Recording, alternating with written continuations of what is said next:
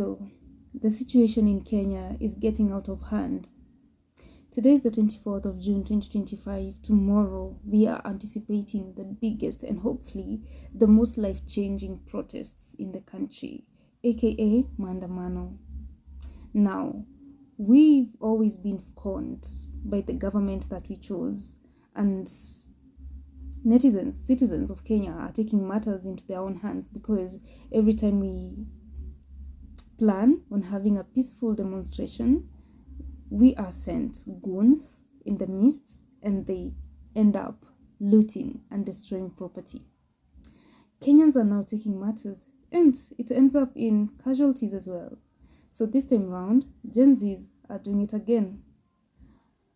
We have majority of people already written, and as I speak, writing and printing out eulogies and attaching to themselves to go with these same documents, this printed out document to the streets. You would think that's not enough. We have several that have already sent money in advance to morticians. At least one of the most famous morticians in Kenya, Anne Mwangangi. Kenyans are sending money to these morticians just in advance, just in case they don't make it back home because the situation is out of control. You go there peacefully demonstrating, you don't make it home. So what do? You just prepare for your own burial. You send morticians money in advance, and then you go to the streets with your own eulogy attached to your chest. Now, let me at least make you smile for a moment. The payments come with requests, and this is typical Kenyans.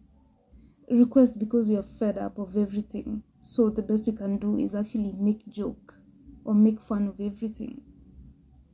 You would think this is a comic comment section, but you find that the people that actually sent the money in advance for their burials, the payment comes with a bit of a request, just a smooth send-off. Like when I'm in the morgue, make sure you put me, this one actually caught my attention, make sure you put me next to the president of Kenya, so that at least I can personally hand him over to the devil. That comment got me.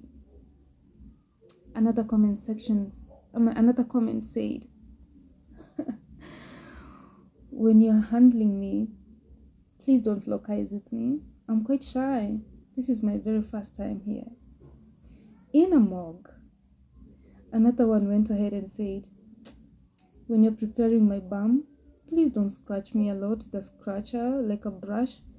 Sometimes you could have powder coming out of my bum.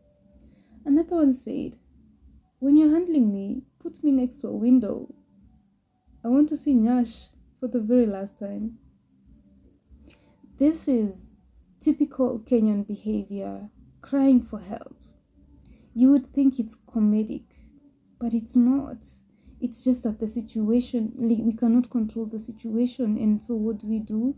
We just make fun of everything because we need to look for a source of happiness to make ourselves happy. This comes at a time where it's like the world is going into World War III.